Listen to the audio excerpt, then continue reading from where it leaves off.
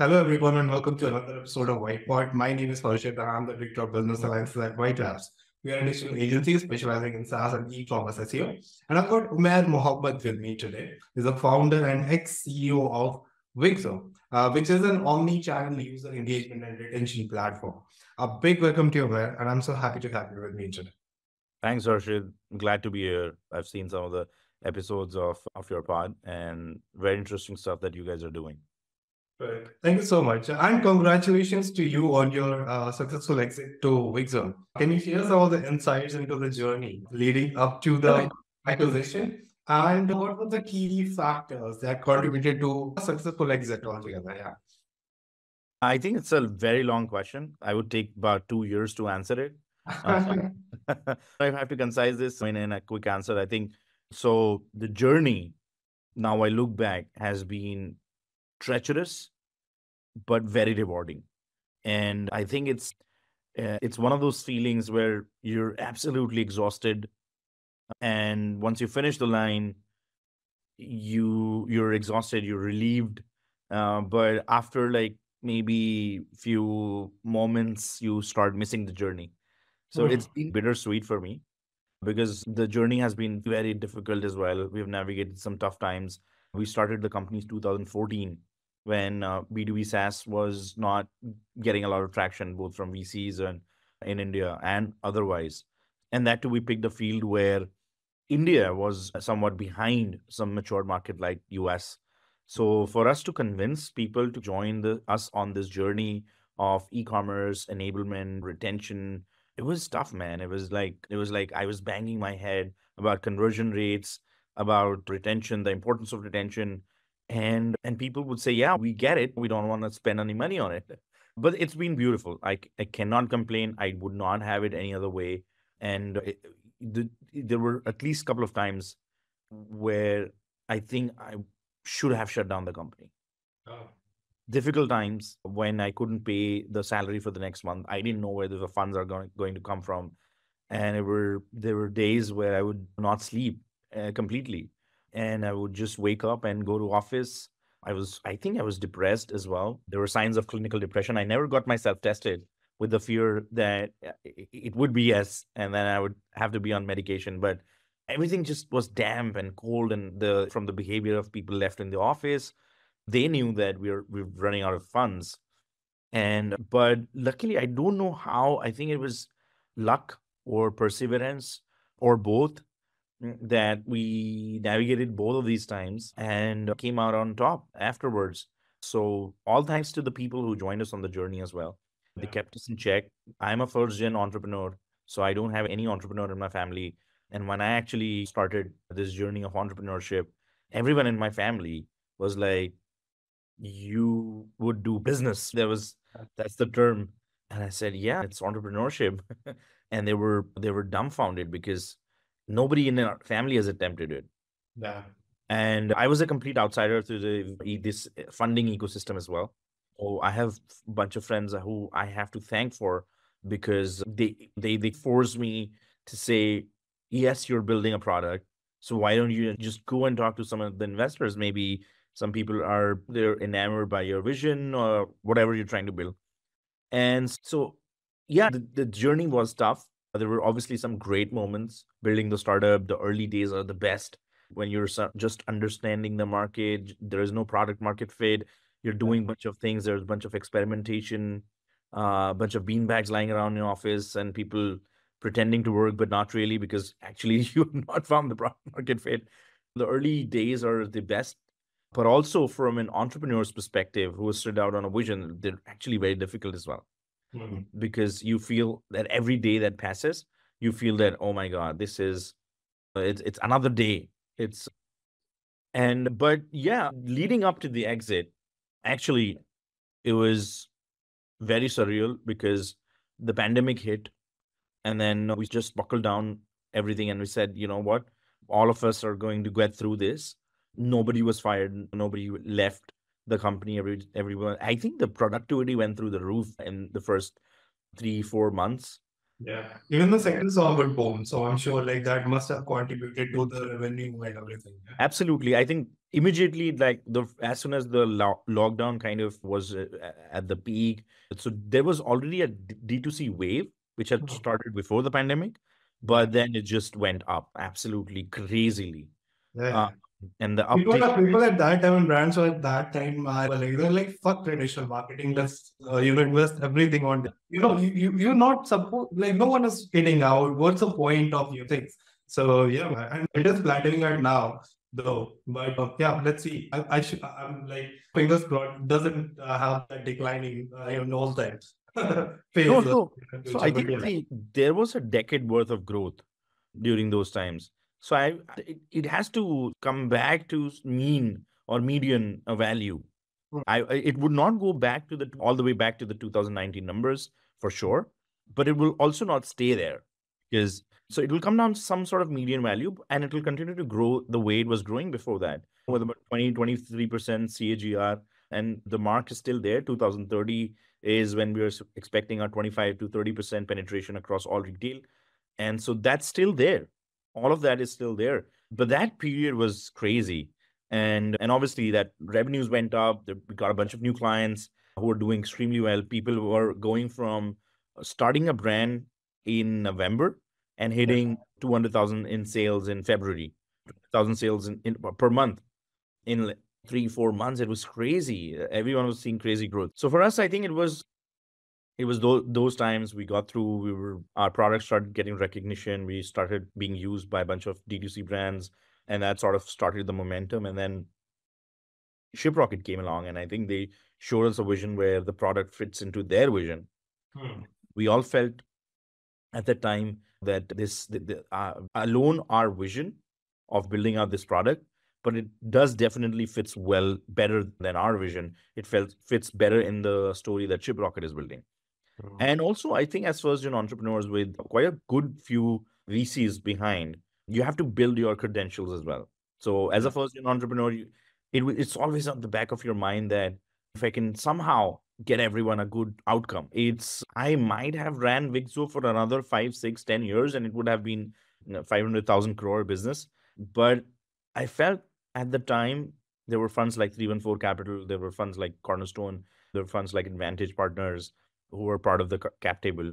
And I genuinely believed that if we can get an outcome for these guys as well, maximize the value for the shareholders, we would come out of it with an amazing outcome.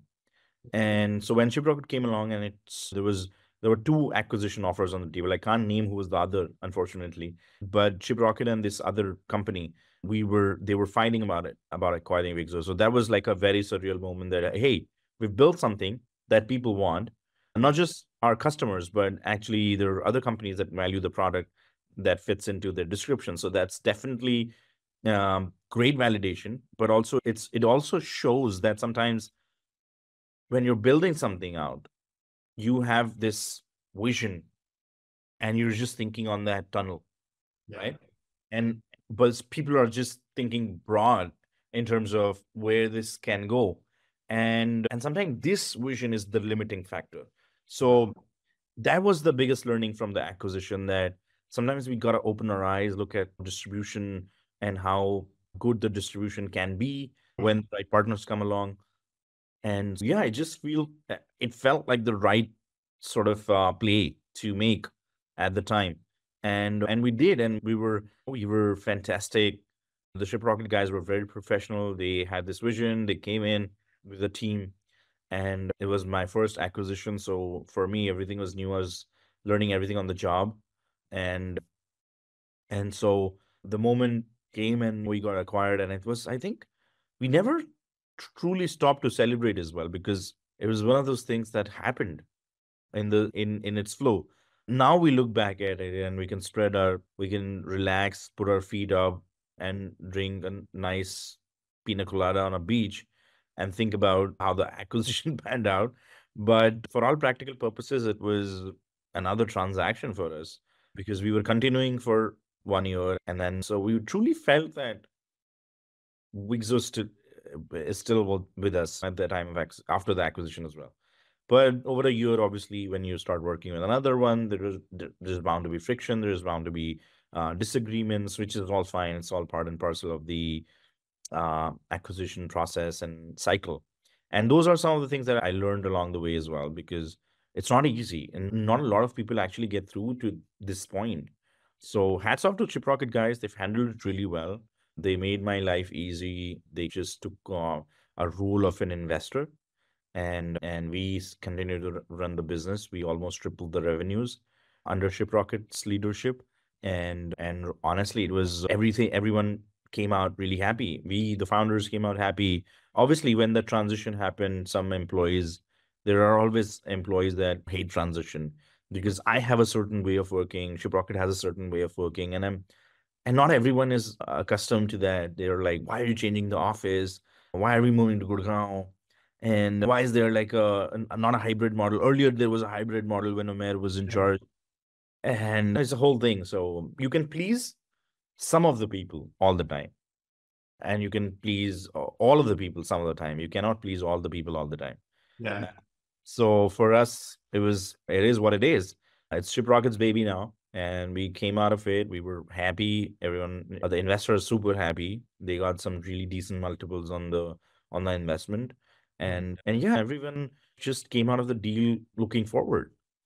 Okay. So now, what was the main target market with Wigzo? Which countries were you mainly focusing on? Primarily two markets that we were focusing on. One was India, the second one was US. Our revenue split was also about 70% from India, 30% from the US. And I think Shiprocket wanted more penetration in the US, but I think it's a whole another ball game, which again, we were, as founders, I would have loved to, but we were not incentivized enough, right? Because when you've sold the company, you don't have a lot of skin in the game. And I think now I understand why VCs are reluctant to put in money where the founders get diluted too much. And so I understand that, because now I've been on that side, and I was like, yeah, I'm not incentivized enough to break my back for a United States GTM at that pace. Slow, we can go. Slow is not a problem. Yeah, I think it was like a year and a half into the journey, and I felt that it's time to move on and let somebody else take the reins, run the product, run the company the way they want. And it's time for me to enjoy time with my family, go out and clear my mind, relax on a beach, maybe invest in a few companies. And so, yeah, I'm doing that. And frankly, I've been enjoying So you life. were 8 months old, So I'm hoping that you're investing good time. I am. And my wife is super happy, but also she's super pissed because she's happy because I'm spending more time with the baby, but she's super pissed that I'm home all the time. So she's like, you need to find yourself a job, man. You just need to get out of the house. You're just like on my nerves all the time because I'm always like, why is this there? Why is this here? And I'm always fixing something. So she's just get the fuck out of my face. But I just started behaving like a Dadaji, fixing things. What else are you going to do after working like 16 hours a day and suddenly you're like, my calendar is empty, bro. Like that was a big change. I woke up, And how are you coping up? Because I remember I used to be part of an agency before. This was a few years back. Then I exited that, entered into a SaaS business where everything was so calm, so composed. My agency life was way too busy. Like it was like 16 to 20 hours. I was on like getting calls from people, managing multiple people and all that. But in SaaS, it was like a bit calmer in that sense. And it took me around 6 months to get get used to the land. Yeah, yeah. yeah. No, good thing is that I am a builder, right? I'm an operator builder. So I'll continue to build things always. And but the biggest change that happened that I'm not now, I don't know how to say it like without sounding offensive, but I'm not working for money anymore. I'm not working to have like bread at home. And that's a big privilege. But I'm an operator builder. I'll always continue to tinker with things. Like you said, why are you behaving like a Dadaji? So I'm always like that. I've been like that since. I will continue to break things. I'll continue to build things. And that's who I am. So I've been true to myself, and I'll continue to be true to myself. At one point, I wanted to take up stand-up being a stand-up comic. I think I have great material from all my VC meetings. It's amazing. kind of. All my startup meetings as well, by the way. Some of the startup founders are absolutely batshit. Not just the way, it's not about the way they're saying it, but sometimes when you hear the things that they're saying, it's funny as hell, but because there's this bubble that all startup founders live in. But having said that, it was difficult at first, having no meetings on my calendar. So I used to add bunch of things on my calendar to do initially, and waking up one day and just not having an office to go to, it was very tough initially. But hobbies are great. Spending time with my kids is great. All of those things are happening. Like I said, I'll continue to build things. I continue to break things. And yeah, so when this whole AI, this thing started, I went into this rabbit hole. I set up all the servers and started back to basics, building, setting up open source projects, and contributing to some of these projects. Yeah, we've honestly, I would love to find some great purpose in life, and I think I have that. But I think there's a calmness to now. There's a method to madness because I know the if I go down this path, what it takes. What does it mean to go down this path again? I know things will be calmer in terms of me handling tough situations. I know things will be calmer in terms of fundraising. It will be much calmer in terms of product market fit. So all of those things, because you go through this cycle once and you might not realize it, but the learnings subconsciously that your brain has, you develop this muscle memory of dealing with situations. Next time in a company when there is a tiff between two co-founders, or the HR says there's no decorum in the company and people are coming late, exactly how to handle it because you've seen those situations play out a bunch of times in in your previous startup. So I think for all practical purposes, I have been tinkering with few things. I've been dabbling on the AI side of things. I know it's all the rage, but there is a reason why it's the rage because every new technology, people don't want to miss on the boat. And I think that's why Web3 just got the hype. It's great technology, no question about it. Absolutely phenomenal technology, blockchain. But yeah, some of the projects, grifters joined in. There were some fake projects and ICOs and all of that bullshit. People losing a bunch of their life savings into it. That's not nice. That puts a blot on new technology. But I get why people do that because some of us, even I was very young when the internet first wave. I think I was 13, 14 years, 14 years or 15 years old when the dot-com bubble happened in 2000. So I had seen that. I had a dial-up modem that I used to connect with my landline and run internet to watch porn to as a 15-year-old. But but I get why people are excited about new technologies because, and what ChatGPT has done for the industry, for example, and I don't want to digress or segue from our conversation, but I believe that it's an important aspect of where the world is moving towards, and it's an important aspect of the technology. Every new technology will be hyped. There'll be hype cycle, and there will be that. But the ones who stay back in that after the hype cycle die down, they're truly able to build very large companies, and they're truly able to build very large products or projects that are sustainable, that go a long way. And I think that is why people are hyped up about this new technology and everyone. So like everyone else, reading Twitters, I was like, yeah, I need to do it, bro. And I need to have access to ChatGPT, OpenAI APIs, and I need to have access to large language model, open source language models. I was very excited.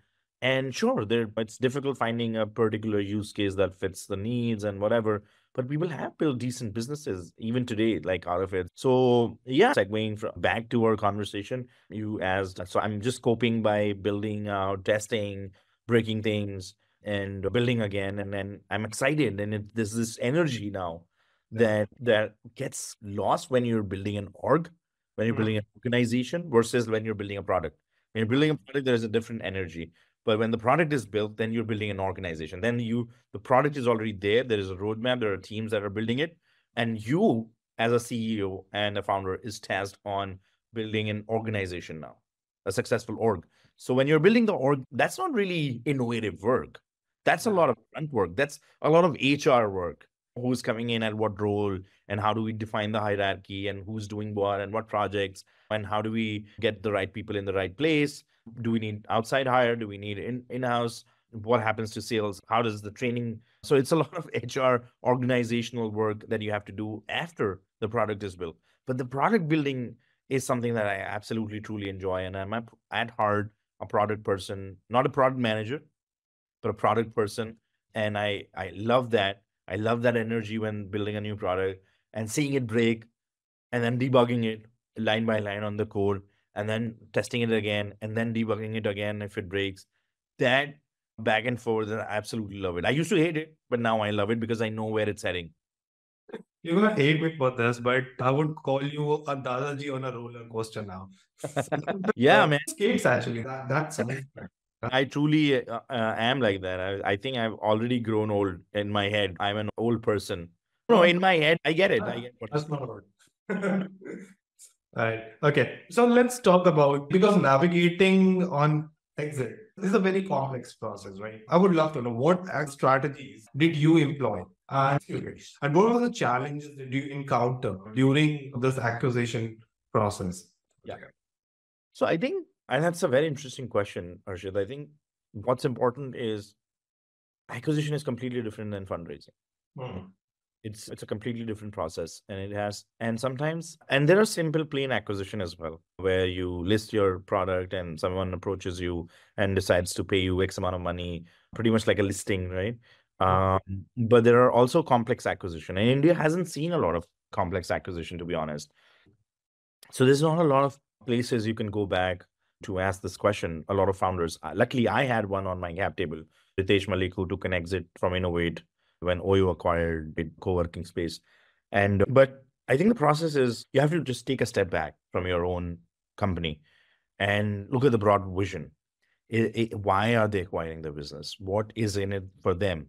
And align yourself with that energy of where the acquirer is heading towards. And you have to sometimes maybe also think about the roadmap and maybe alter the roadmap to suit the way that they're thinking about your product. And I think that's very important. So you have to completely unlearn everything that you learned in fundraising. You have to keep all of that aside, and you have to acquire a different mindset. It's literally like putting on a mask, removing a mask, or removing a helmet and putting on another helmet. So you have to then navigate towards why they want to acquire. And you have to ask this question. Sometimes you don't have an answer to that. So you have to directly ask the question people are acquiring. Why? What's in it for you? I think that's the first question you need to ask. Then why do you think you need to acquire us? And sometimes the answer is that, hey, we're experimenting. We have this money, and I think that, for example, consumer businesses are great, so we want to venture there. And I think that's what happened between these two deals that we had. One was actually wanted to penetrate the consumer business. They have never done it. They had zero clue about it. And the one was an exported it. Shiprocket was already a pretty large unicorn in that space. And for them, it was about, we already have this captive audience. We would just distribute their product. So I think that sets the tone for acquisition. And then the second thing that you have to do is then set realistic goals with your acquirers that this is where we are. Now, when you're getting venture funding, you can be aggressive. You can be like, if I had $15 million, I would conquer the world. I would be building a SpaceX. I would be crossing the moon on my way to Mars, and I would be doing 100 million in revenues, all of that, which is fine. I get it. But when you're getting acquired, I think you have to be honest. You have to be clear, and you have to set realistic goals, both in terms of product. And you have to also ask for your space. If you're staying on, that is. If you're moving on and you're just handing over the business and the product and the IP, clean. It's a transaction. Then you don't need to put all this brain. You just need to negotiate the best transaction and get out of it. And that's also fine. But if you're going to stay on and you have to all of those nuances, and you have to work through. And then finally, when you've gone through all of that process, then comes the legal process, which is again tough to negotiate, tough to navigate. Lawyers would literally fight in a room when they would shout, and I would come out as like, what the fuck? What are you shouting? And like, no, we were not shouting. We're discussing. I was in that room with you for 5 hours. I saw you shouting, bro. What are you saying? You were not shouting. And they were like, no, this clause, that clause, you blah, blah, blah. And so that battle is completely different, and you get to learn it. I had genuinely only maybe seen it in passing in some movies or some shows. I've Yeah. never seen it in real life. So it was everything was like moving at that pace for me, and I was like, dude, this is too much. But it is an important part of the acquisition process, so you have to go through with it. You have to make yourself understand that this is a process. It will take time, it will have its own journey. You cannot speed up or slow it down, and there will be certain things that you will have to compromise on to make sure the deal gets done. And there are certain things that you put your foot down and say, this is exactly what I want, and this is how I want it, and that's a non-negotiable. And so there are these small battles that, okay, we'll give you this, but we'll take that. And it's like a negotiation, and you win some battles, you lose some battles in a negotiation. It's all fine. You come out of it. If all of us are feeling happy, something went wrong. So everyone should feel like they were shortchanged in that meeting. What do you mean? Like at least two people should come No, crying. actually, see, that's the thing, that if you negotiated well, Yeah. then you would come out of it and say, "Okay, I could have asked for this thing. I could have asked for this thing." And they would come out of the meeting and say, like, we could have negotiated this down a bit. Maybe he's looking for this. And I think everyone should feel like that for me. That sounds like a successful negotiation. Yeah, that's deep actually. And but if everyone comes out and everyone is happy, something is wrong. I can tell you that. Yeah. Something is wrong with that deal. They say that when things are too good to be true, they usually are, and that's true for the exit negotiations as well. So if you come out of the meeting feeling extremely excited, super happy, something is amiss. You miss something. You missed a detail, a bunch of details. You did not negotiate properly. Maybe you could have gotten better. But I think the important thing is you should not have regrets when you come out of that negotiation. When you come out of that negotiation and you sign that paper, that's it. That's when you cannot go back. Sure, you can do back and forth before the signing, but when you're signing, be sure of that you have done your absolute best to negotiate the best deal for you, yourself, and the company, and your people, and the employees, and everyone is getting taken care of. So that's how we look at it, and I believe that it was like that. When we would come out of the table, I would feel like we could have negotiated something better, but something we would feel like, oh, this is something amazing. We got what we wanted. So it was a mixed feeling. And yeah, when it happened, we signed the papers, the money hit the bank. It was another feeling. I had not seen that much money in my bank account like for ever. I've never not seen that kind of money. This is the first instance of wealth creation for entire family. So yeah, there was like a very subtle celebration. Me and my wife and my parents and my brothers, we just went out for a quiet family dinner, and we were just still. It was during the second wave, before the second wave of pandemic. So actually, no, it was after the second wave of pandemic. So everything was going well, and then the money hit the bank. You get a good feeling, and you're suddenly it's not. Obviously it took you 10 years to reach that, but suddenly you are financially secure. That feeling, honestly, I cannot describe. That was like that was crazy. So the So it's first thing, been quite some time now, since you got yeah, that. yeah. Are you over it now? I don't think I'd ever be over it, honestly. Okay. I mean, look, when you come from a very humble background, when you come from family of middle class people, doctors who raised you humbly. I remember we had a Maruti 800 back in 1993. Back in 1993, if you had a Maruti 800, that was a No, privilege. so I say that. Not humble. No, we were privileged. My dad raised us very privileged. However, we used to compromise on certain things. Like, for That's the example, Indian mindset, man. yeah, That's the Indian. my dad he would take us on holidays every summers, but he would not, there was no splurging. He would take like a very cheap ass hotel somewhere near at a hill station, and we would just stay, all five of us in a room. when we were young. So he did all of that, and he raised us very privileged kids. We went to good schools, we went to good colleges. But having said that, I think when you have that kind of wealth that you create, and at a younger age you have that wealth, it does play with your mind a little bit. Yeah. You know, it does weigh in on your shoulders as well. It does put you in a position, but I think it's more something to celebrate rather than to put you down. That you have this financial freedom, you're debt free, you have this financial freedom, and you can literally be patient in taking your next steps. You can be patient in building out whatever you want to build out. Maybe it's a pet project, maybe it's you want to build a house, or you want to, whatever you want to do in life, you can take your time, you can be patient with it. There's no hurry, there's no, because the Okay, so you're not an impulsive buyer. Are you? I would say that I am now. Do you get a bashing from your Oh my family? God. Oh my Yeah. God. Oh yes. So I collect watches. I bought this watch and my mom was like, "Hey, this is a nice watch." And she has this habit of asking for, how much is this for? Uh, So Typically. yeah, so I just said, "This is a mom, this is a Rado." And she was like, "So, how much is it for?" And it's like, it's expensive. Let's fine. Let's not put numbers. And she insisted. And when I told her uh, the price, then she was like, "Why in the world are you spending your money on watches? What's wrong with you?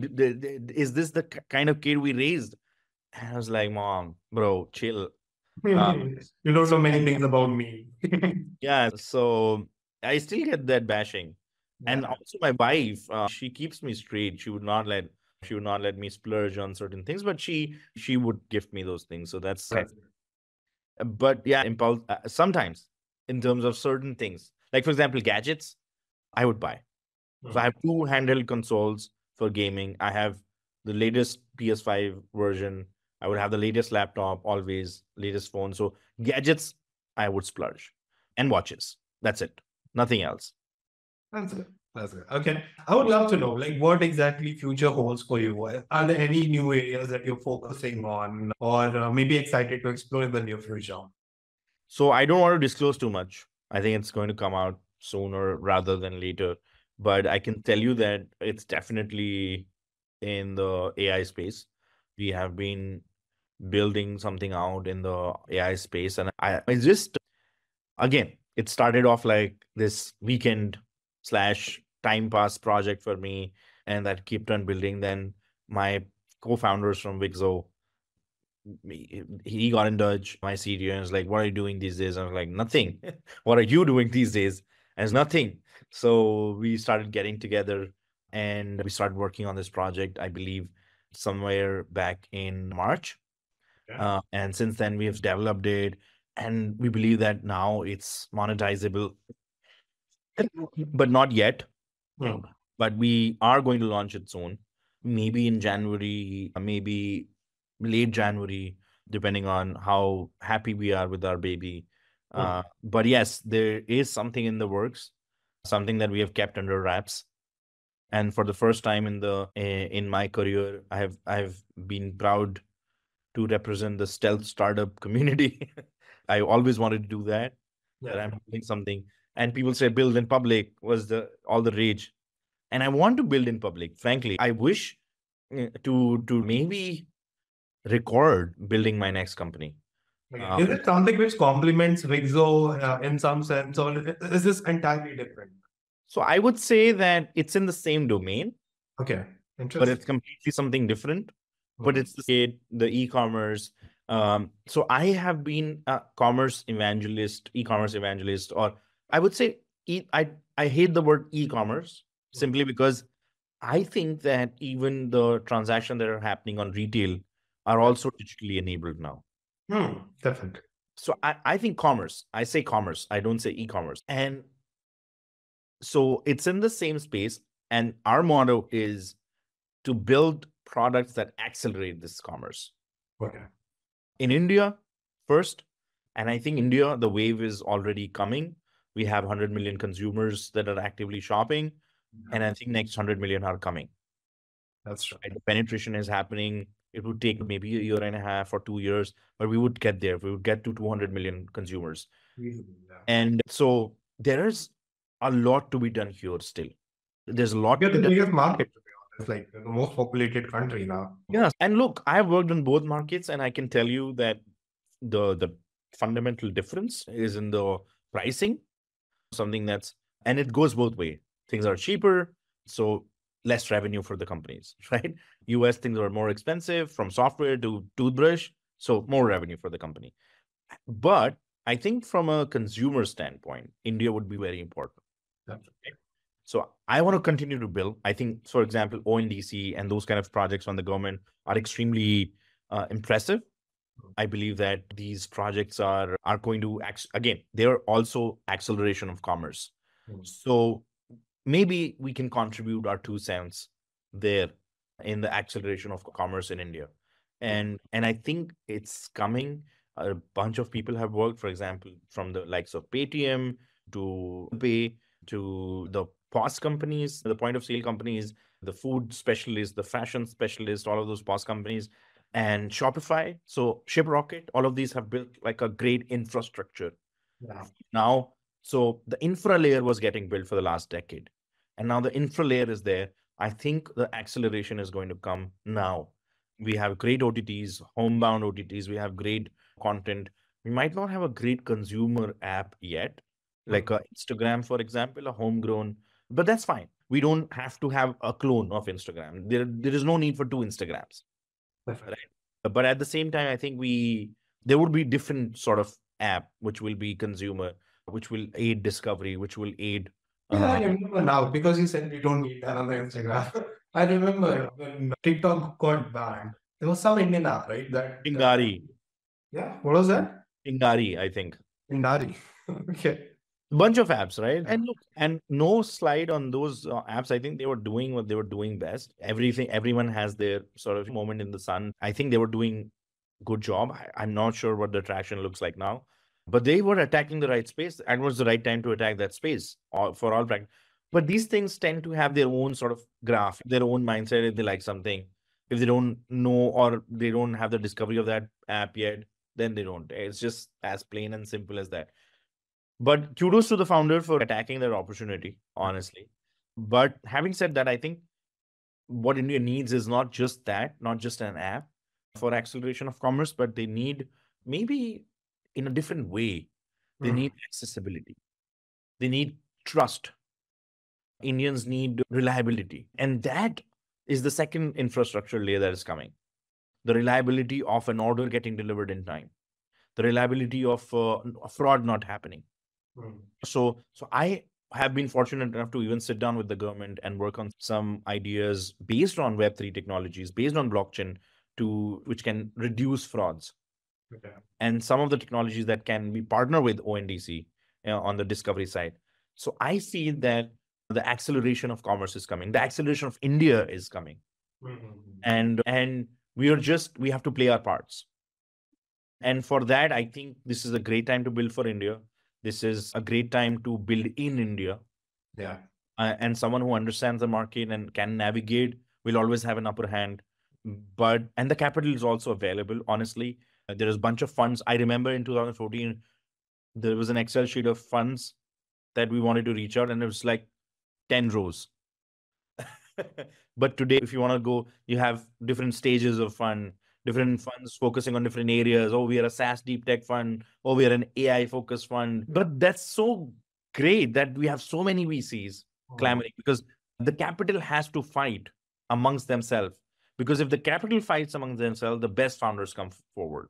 That's right? true. And there will be some bad bets. There will be, I see on Twitter often people are pushing down an IPO or saying that, oh, founder burned 100 crores to make 2 crores in revenue. And what they don't realize is sometimes they're creating a category. They're educating the customer. Sometimes it takes time. It takes patience to build a company. And that patience and time and money is venture backed, which is also fine, as long as there is a clear path to a large revenue model and monetizing capacity. But look, Facebook burned a lot of money for a long period of time before they were able to monetize it. So dissing on founders, saying that, hey, they're burning 100 crores to make 2 crores on revenue, Bro, they're not burning 100 crores to make 2 crores in revenue. They're burning 100 crores to get 10 million subscribers. And they would monetize as long as they have a value proposition for those consumers. So sometimes there has to be patience. And I think VCs understand it. I think founders understand it. But the mainstreaming of startups, thanks to Shark Tank and the likes. And again, Shark Tank has done very good things for startup ecosystem. But at the same time, the eyeballs that it brought, people tend to diss the founder too much sometimes. And I think that some of these founders are fanatics and they're on their path. And there will be bad bets. There will be companies that will not work, ideas that will not work. But it's okay. We as a country, we have to take those bets. So yeah, with that note, I think this time period for all entrepreneurs, whoever is listening, whoever might listen, all budding entrepreneurs who want to get into entrepreneurship, this is a great time. The VCs are willing to listen to you. They're willing to sit with you, talk with you. There is a bunch of successful founders that are willing to sit with you, guide you through it. There's a lot of content available thanks to the likes of you who are making it possible for journeys to be made public, the insides of the company being made public. And I think it's a great time to be an entrepreneur in the country. Right.